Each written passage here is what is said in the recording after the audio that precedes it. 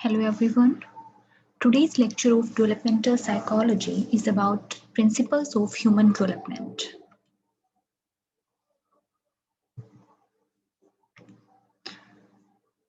तो आज हम प्रिंसिपल्स ऑफ ह्यूमन डेवलपमेंट के बारे में बात करेंगे. So the first principle of human development is lifelong. कि विकास जीवन भर चलता है. विकास कोई ऐसी चीज नहीं है कि एक पर्टिकुलर एज पर आकर रुक जाता है. विकास किसी भी व्यक्ति की पूरी लाइफ में चलता रहता है.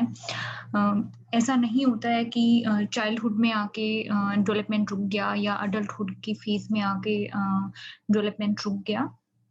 डेवलपमेंट किसी ना किसी वे में हर एक ह्यूमन की लाइफ में ओल्ड एज तक चलता रहता है.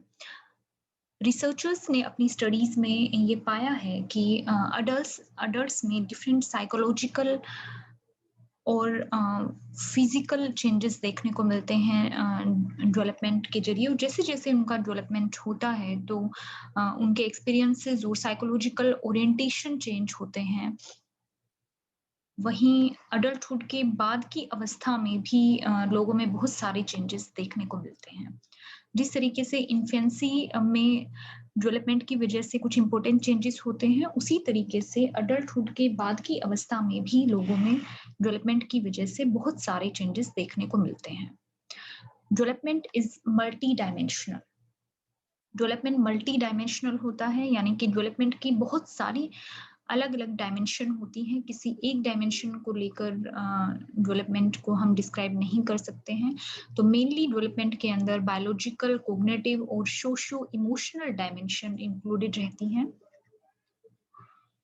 और किसी एक पर्टिकुलर डायमेंशन के अंदर भी और बहुत सारे कंपोनेंट मौजूद रहते हैं. फॉर एग्जांपल, जैसे कि हम अगर इंटेलिजेंस डायमेंशन की बात करते हैं तो इंटेलिजेंस के अंदर और बहुत सारे कंपोनेंट इंक्लूडेड रहते हैं, जैसे कि एब्स्ट्रैक्ट इंटेलिजेंस है, नॉन वर्बल इंटेलिजेंस है या फिर सोशल इंटेलिजेंस है. एंड थर्ड प्रिंसिपल है डेवलपमेंट इज मल्टी डायरेक्शनल. कि विकास की बहुत सारी डायरेक्शन होती हैं, यानी विकास मल्टी डायरेक्शनल होता है. डेवलपमेंट की वजह से व्यक्ति में बहुत सारे कांस्टेंट चेंजेस देखने को मिलते हैं और ये चेंजेस बहुत ही डायनामिक वे में होते हैं. व्यक्ति में जैसे जैसे विकास होता है तो उसमें जीवन भर बायोलॉजिकल, साइकोलॉजिकल और कल्चरल चेंजेस आते रहते हैं. Thus development includes both gain and loss. तो इन चेंजेस की वजह से व्यक्ति बहुत सारी चीजों को गेन भी करता है और कुछ एक पर्टिकुलर टाइम पर कुछ चीजों को वो लूज भी करता है. अगर हम इसका एग्जांपल लेते हैं तो चाइल्डहुड की एज में लैंग्वेज अगर कोई बच्चा सीखना चाहता है तो वो बेटर वे में सीख पाएगा. एक लैंग्वेज से ज्यादा लैंग्वेज को भी वो अर्ली स्टेजेस ऑफ डेवलपमेंट में ज्यादा अच्छे से सीख पाएगा. लेकिन जैसे जैसे उसकी एज बढ़ती जाएगी वैसे वैसे उसमें लैंग्वेज एक्वायर की एबिलिटी है वो अर्ली डेवलपमेंट की बजाय कम होती चली जाएगी. अर्ली चाइल्डहुड की स्टेज में ये माना जाता है कि लैंग्वेज एक्वायर की एबिलिटी सबसे ज्यादा होती है बच्चों में. तो अर्ली चाइल्डहुड में अगर बच्चों को हम मल्टी लिंग्विस्टिक बनाना चाहते हैं तो वो आसानी से बन सकते हैं. और इसके बाद अगर हम आफ्टर अडल्टहुड किसी व्यक्ति को मल्टी लिंग्विस्टिक बनाना चाहें या लैंग्वेज उसको सिखाना चाहें तो उसको कंपैरेटिवली ज्यादा एफर्ट डालने पड़ेंगे. नेक्स्ट प्रिंसिपल है डेवलपमेंट इज प्लास्टिक. यहाँ प्लास्टिक से मतलब है कि डेवलपमेंट चेंजेबल होता है, यानी डेवलपमेंट में बदलाव होते हैं कई तरह के. फिक्स नहीं रहता है डेवलपमेंट या फिर एकदम से रिजिड या स्टेबल नहीं होता है. यानी डेवलपमेंट में व्यक्ति में बहुत सारे चेंजेस देखने को मिलते हैं. जीवन भर व्यक्ति में कोई ना कोई चेंज अलग अलग रूपों में देखने को मिलता है. जैसे कि नॉर्मली ये बोला जाता है कि ओल्ड एज में मेमोरी इम्प्रूव नहीं हो सकती है, लेकिन कुछ एक केसेस में देखा जाता है कि अगर ओल्ड एज के लोगों को कोग्निटिव एक्सरसाइजेस करवाई जाएं तो उनसे उनकी मेमोरी को इम्प्रूव किया जा सकता है. फॉर एग्जांपल, अगर किसी व्यक्ति को अल्जाइमर्स है तो उसमें उसको मेमोरी लॉस होता है, लेकिन अगर उसको कॉग्निटिव एक्सरसाइजेज करवाई जाएं रेगुलरली तो उसकी मेमोरी लॉस को इम्प्रूव किया जा सकता है। तो इस तरीके से डेवलपमेंट में बहुत सारे अलग अलग तरह के चेंजेस या डिफरेंस देखने को मिलते हैं। नेक्स्ट प्रिंसिपल है डेवलपमेंट इज कंटेक्चुअल, कि डेवलपमेंट कंटेक्स्ट या संदर्भ से जुड़ा हुआ होता है। तो कोई भी व्यक्ति अपने पूरे जीवन भर में अलग अलग कंटेक्स्ट या संदर्भों के प्रति रिस्पोंड करता है, और किसी भी कंटेक्स्ट या संदर्भ के अंदर उस व्यक्ति का बायोलॉजिकल मेकअप यानी कि उसका जैविक निर्माण, उसका फिजिकल एनवायरनमेंट, उसकी कॉग्निटिव प्रोसेसेस या संज्ञानात्मक प्रक्रियाएं, उसकी हिस्टोरिकल बैकग्राउंड, उसका सामाजिक और कल्चरल एनवायरनमेंट या संदर्भ, ये सारी चीजें इंक्लूड रहती हैं किसी भी पर्सन के कंटेक्स्ट में। तो जब हम कंटेक्चुअल व्यू की बात करते हैं तो इसका मतलब ये है कि व्यक्ति जिस तरह के एनवायरनमेंट में रह रहा होता है या जिस तरह की सिचुएशन या कंटेक्स्ट के कॉन्टेक्ट में आता है, उसी के अकॉर्डिंग उसका डेवलपमेंट भी चेंज हो जाता है। उसके डेवलपमेंट में भी बहुत सारे वेरियस चेंजेस देखने को मिलते हैं। तो व्यक्ति अपने कंटेक्स्ट के अकॉर्डिंग ही बिहेव करेगा या कंटेक्स्ट के अकॉर्डिंग ही उसमें डेवलपमेंटल चेंजेस देखने को मिलेंगे। तो यहाँ पर मेनली 3 तरह के कंटेक्चुअल इन्फ्लुएंसेस बताए गए हैं जो कि किसी भी व्यक्ति के डेवलपमेंट को इफेक्ट करते हैं। पहला है normative age graded influences, second है normative history graded influences and third है नॉन नॉर्मेटिव लाइफ इवेंट्स। तो फर्स्ट है normative age graded influences. Age graded influences से यहाँ मतलब है कि किसी भी व्यक्ति की एक पर्टिकुलर एज में उसमें कुछ एक चेंजेस देखने को मिलते हैं, तो वो उस एज ग्रुप के सभी लोगों में एक साथ देखने को मिलते हैं। यानी कि उस एज के एक 10 साल का कोई बच्चा है तो हर एक 10 साल के बच्चे में वो सेम तरह के डेवलपमेंटल चेंजेस देखने को मिलेंगे। यानी एज इन्फ्लुएंस करती है किसी भी व्यक्ति के डेवलपमेंट को। तो इसका एग्जांपल हो सकता है जैसे प्यूबर्टी लगभग 12-13 साल की एज में आनी स्टार्ट हो जाती है, या मेनोपॉज की अगर हम बात करते हैं तो नॉर्मली 40 के बाद फीमेल्स में मेनोपॉज की कंडीशन देखी जाती है। तो ये एज ग्रेडेड इन्फ्लुएंस के एग्जाम्पल है। तो एज ग्रेडेड इन्फ्लुएंसेस में सोशियो कल्चरल एनवायरमेंटल प्रोसेसेस भी हो सकती हैं। जैसे कि फॉर्मल एजुकेशन में व्यक्ति किस एज में आएगा, तो नॉर्मली फॉर्मल एजुकेशन में 3 से 4 साल की एज में बच्चे को डाल दिया जाता है। और रिटायरमेंट की एज की अगर हम इंडियन कंटेक्स्ट में बात करें तो 60 साल की एज के बाद नॉर्मली व्यक्ति रिटायर हो जाता है। सेकेंड है नॉर्मेटिव हिस्ट्री ग्रेडेड इन्फ्लुएंसेस। तो पर्सन की जनरेशन, पर्टिकुलर जनरेशन या उसकी हिस्ट्री किस तरीके की रही है, उसका भी इफेक्ट डेवलपमेंट के ऊपर पड़ता है। जैसे कि अगर हम ओल्ड जनरेशन की बात करें तो उनका डेवलपमेंट अगर आप देखोगे तो वो अलग दिशा में हुआ है, उनके अंदर कुछ अलग तरह की स्किल्स और एबिलिटीज हैं। अगर हम अभी की करंट जनरेशन की बात करें तो वो जनरेशन थोड़ा सा अलग स्किल्स में ज्यादा अच्छी है, थोड़ा सा अलग तरह की एबिलिटीज इनमें देखने को मिल रही हैं। जैसे कि अगर कोई 90 ईयर का ओल्ड पर्सन है, उसको आप फोन ऑपरेट करने के लिए दोगे या आप लैपटॉप ऑपरेट करने के लिए दोगे तो वो उतना अच्छे से नहीं कर पाएगा। वहीं एक 6 या 7 साल का बच्चा कंपैरेटिवली उससे बेटर वे में लैपटॉप या फोन को ऑपरेट कर पाएगा। तो ये हिस्ट्री ग्रेडेड इन्फ्लुएंसेस के अंदर आता है। इसके एग्जाम्पल हो सकते हैं इकोनॉमिकल चेंजेस हैं, वॉर है, जैसे कोई एक पर्टिकुलर जनरेशन वॉर की कंडीशन में पैदा हुई है तो उसका इन्फ्लुएंस उनके डेवलपमेंट पर देखने को मिलेगा। चेंजिंग रोल ऑफ विमेन है, तो आज से 50-60 साल पहले अगर आप विमेन की कंडीशन देखें हमारी कंट्री में तो वो एक डिफरेंट थी, और अभी अगर करंट कंटेक्स्ट में हम देखें तो विमेन की कंडीशन या विमेन के रोल बहुत ज्यादा चेंज हो गए हैं। पॉलिटिकल चेंजेस इसके अंदर आ सकते हैं या टेक्नोलॉजी रिवोल्यूशन इसके अंदर आ सकता है। तो ये सारे हिस्ट्री ग्रेडेड इन्फ्लुएंसेस हैं जिनकी वजह से व्यक्ति के डेवलपमेंट के ऊपर असर दिखाई देता है। नेक्स्ट है नॉन नॉर्मेटिव लाइफ इवेंट्स। तो नो नॉर्मेटिव लाइफ इवेंट ऐसे अनयूजुअल अकरेंस होते हैं किसी पर्सन की लाइफ में जो कि अचानक से उस व्यक्ति में आ जाते हैं किसी भी वजह से और उसकी लाइफ को इफेक्ट करते हैं, जिसकी वजह से उसके डेवलपमेंट के ऊपर भी साफ तौर पर असर दिखाई देता है। जैसे कि किसी बच्चे के पेरेंट की डेथ अचानक से हो जाए, या फिर अर्ली एडोलेसेंस में प्रेगनेंसी हो जाए, या फिर कोई मेजर एक्सीडेंट हो जाए किसी पर्सन का, या कोई और डिजास्टर फेस करना पड़े उस पर्सन को, तो उसका इफेक्ट लाइफ टाइम उसके डेवलपमेंट पर दिखाई देगा। तो नो नॉर्मेटिव लाइफ इवेंट में ओनली नेगेटिव इवेंट ही इंक्लूडेड नहीं होते हैं, पॉजिटिव इवेंट भी इसके अंदर आ सकते हैं, जैसे कि कोई पर्सन कोई लॉटरी जीत ले, या फिर उसको बहुत छोटी एज में कोई बहुत बड़ा ऑनर मिल जाए, कोई बहुत बड़ा प्राइज मिल जाए, तो इस तरह की चीजें पॉजिटिवली इफेक्ट करती हैं उस पर्सन के डेवलपमेंट को। तो नॉर्मेटिव लाइफ इवेंट की वजह से डेवलपमेंट के ऊपर पॉजिटिव इफेक्ट भी हो सकता है और नेगेटिव इफेक्ट भी हो सकता है।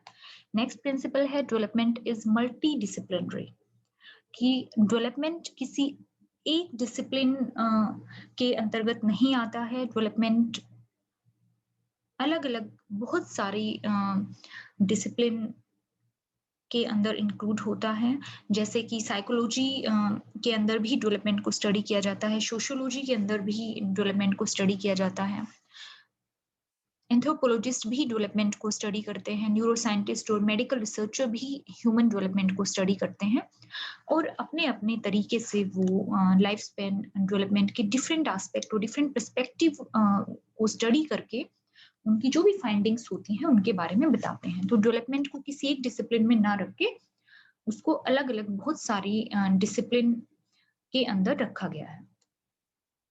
Next principle is development involves growth, maintenance and regulation. तो डेवलपमेंट के अंदर व्यक्ति की ग्रोथ, उसकी मेंटेनेंस और उस डेवलपमेंट की रेगुलेशन किस तरीके से की जाए, इसको भी स्टडी किया जाता है। डेवलपमेंट के अर्ली स्टेजेस में ग्रोथ डोमिनेंट होता है और लेटर स्टेजेस में मेंटेनेंस और रेगुलेशन डोमिनेंट होता है, यानी कि बच्चे की अगर हम अर्ली चाइल्डहुड की बात करें बच्चे में, तो उसमें ग्रोथ ज्यादा देखने को मिलती है, बच्चे की फिजिकल ग्रोथ आपको ज्यादा दिखाई देगी, उसकी स्किल्स में डेवलपमेंट ज्यादा दिखाई देगी। वहीं अगर हम लेटर चाइल्डहुड से लेकर ओल्ड एज तक की बात करें, तो वहाँ जो बच्चे ने अर्ली चाइल्डहुड में स्किल्स एक्वायर की हैं, या जो उसमें फिजिकल ग्रोथ हुई है, या जो कॉग्निटिव एबिलिटीज उसने एक्वायर की हैं, जो साइकोलॉजिकल या सोशल ग्रोथ उसमें हुई है, उसी को लाइफ टाइम व्यक्ति मेंटेन करके रखता है और रेगुलेट करके रखता है। व्यक्ति अपनी लाइफ में अपने फिजिकल एक्टिविटी को, या हम कह सकते हैं कि फिजिकल हेल्थ को मेंटेन करके रखता है, रेगुलेट करके रखता है, अपनी साइकोलॉजिकल हेल्थ को मेंटेन करके रखता है, वहीं अपनी सोशल लाइफ को भी मेंटेन करके रखने की कोशिश करता है। तो डेवलपमेंट के अंदर ये तीनों चीजें इंक्लूड होती हैं। नेक्स्ट है early foundations are critical. Development में हमेशा अर्ली डेवलपमेंट बहुत ज्यादा क्रिटिकल माना गया है, यानी कि अर्ली डेवलपमेंट किसी बच्चे का उसकी लाइफ टाइम के डेवलपमेंट को इफेक्ट करता है। अगर बच्चे का स्टार्टिंग में एडजस्टमेंट अच्छा होगा तो लाइफ टाइम उसका एडजस्टमेंट अच्छा होने के चांसेस रहते हैं। वहीं अगर अर्ली डेवलपमेंट के समय ही उसका एनवायरनमेंट अच्छा नहीं है और वो एडजस्टमेंट ठीक तरीके से नहीं कर पा रहा है फैमिली के साथ या अदर मेंबर्स के साथ, तो चांसेस रहते हैं कि बाद की लाइफ में भी उसको कोई ना कोई एडजस्टमेंट प्रॉब्लम या फिर बिहेवियरल प्रॉब्लम फेस करनी पड़े। नेक्स्ट है maturation and learning play important role in development, कि डेवलपमेंट में मैच्योरेशन और लर्निंग प्ले, गेम्स को सीखना या दूसरे लोगों के साथ खेलना, ये दोनों चीजें बहुत ही इंपॉर्टेंट रोल प्ले करती हैं। व्यक्ति में बहुत इनहेरेंट इनहेरेंट ट्रेट्स भी होते हैं जिसकी वजह से मैच्योरेशन अलग अलग लेवल की दिखाई देती है बच्चों में। तो इनहेरेंट ट्रेट्स की वजह से कुछ बच्चों में मैच्योरेशन जल्दी दिखाई देती है, कुछ बच्चों में लेट दिखाई देती है। वहीं कुछ एक चीजें कॉमनली देखी जाती हैं ह्यूमन रेस में, जैसे कि क्रिपलिंग है, सिटिंग है, या फिर वॉकिंग है, ये सब चीजें एक पर्टिकुलर एज में ज्यादातर बच्चों में देखी जाती हैं। बच्चा दूसरे बच्चों के साथ खेलकर बहुत सारी स्किल को सीखता है, जैसे कोऑपरेशन है, हेल्प करना है, ये सारी चीजें बच्चा दूसरे बच्चों के साथ खेल-खेल के या प्ले के थ्रू सीखता है। नेक्स्ट है development follows a definite and predictable pattern. तो डेवलपमेंट के अंदर कुछ एक डिफाइनाइट और प्रेडिक्टेबल पैटर्न होते हैं जिनको हम पहले से ही बता सकते हैं कि एक पर्टिकुलर एज में व्यक्ति में इस तरह के चेंजेस दिखाई देंगे या इस तरह की क्वालिटीज पर्टिकुलर एज में दिखाई देंगी, यानी कि डेवलपमेंट की वजह से डेवलपमेंटल पैटर्न का अनुमान हम पहले से ही लगा सकते हैं। हम फिजिकल पैटर्न का अनुमान पहले से लगा सकते हैं, मोटर पैटर्न, स्पीच पैटर्न या फिर कोग्निटिव डेवलपमेंट के बारे में हम पहले से बता सकते हैं कि कौन सी कोग्निटिव एबिलिटीज या किस तरह की इंटेलेक्चुअल एबिलिटीज बच्चे में किस एज में दिखाई देंगी, या व्यक्ति किस तरह की इंटेलेक्चुअल एबिलिटीज कौन सी एज में शो करेगा। तो ये सब चीजें हम पहले से ही बता पाते हैं। नेक्स्ट है ऑल इंडिविजुअल्स आर डिफरेंट। तो डेवलपमेंट हर व्यक्ति में अलग तरीके से दिखाई देता है। अभी हमने बात की थी कि एज के अकॉर्डिंग हम कुछ एक डेवलपमेंटल पैटर्न को बता सकते हैं, लेकिन सभी बच्चों में जरूरी नहीं है कि वो सारे डेवलपमेंटल पैटर्न दिखाई दे। इंडिविजुअल डिफरेंसेस भी होते हैं डेवलपमेंट में, तो थोड़े बहुत चेंजेस हर एक व्यक्ति में दिखाई देते हैं, क्योंकि हर किसी की बायोलॉजिकल और जेनेटिकल एबिलिटी अलग होती है। बायोलॉजिकल और जेनेटिकल डिफरेंस पाया जाता है लोगों में, तो उसी वजह से लोगों में डिफरेंट टास्क को एक्वायर करने की एबिलिटी भी अलग होती है। उनमें फिजिकल डेवलपमेंट थोड़ा सा अलग तरीके से होता है, कोग्निटिव डेवलपमेंट में भी डिफरेंस देखने को मिलता है। तो ये सारी चीजें उनके जेनेटिक डिफरेंस की वजह से उनमें दिखाई देती हैं। वहीं एनवायरनमेंट का इफेक्ट भी काफी ज्यादा असर करता है।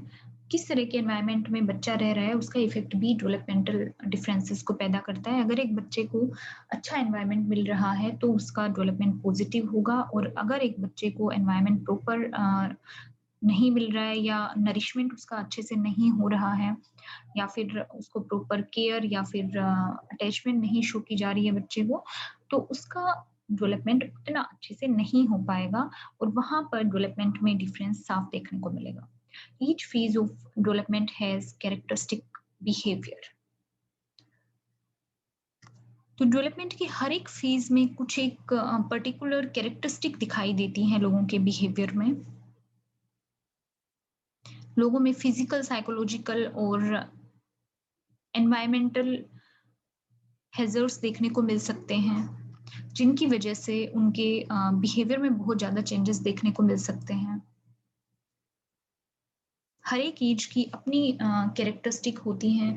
अगर हम चाइल्डहुड की एज में किसी बच्चे की फिजिकल कैरेक्टरिस्टिक को देखेंगे तो वो एडोलेसेंट की फिजिकल कैरेक्टरिस्टिक से एकदम अलग दिखाई देंगी। वहीं सेम ऐसा ही कोग्निटिव डेवलपमेंट में भी दिखाई देगा आपको कि अर्ली चाइल्डहुड के एक बच्चे की कोग्निटिव एबिलिटीज को अगर आप टेस्ट करेंगे और एक एडोलेसेंट की कोग्निटिव एबिलिटीज को आप टेस्ट करेंगे तो उनमें काफी ज्यादा बदलाव आपको देखने को मिलेगा। नेक्स्ट है development is aided by stimulation.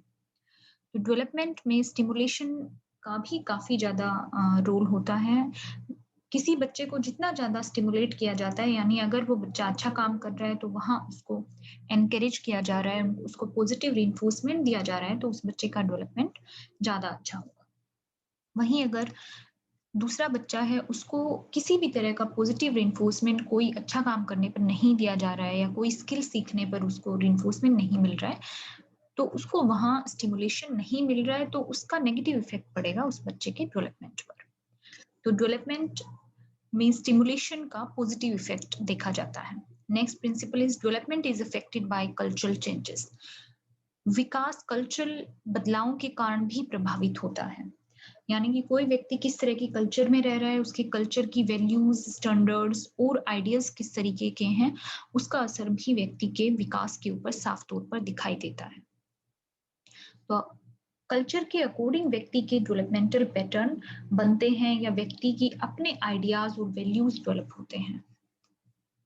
Next principle is social expectation for every stage of development.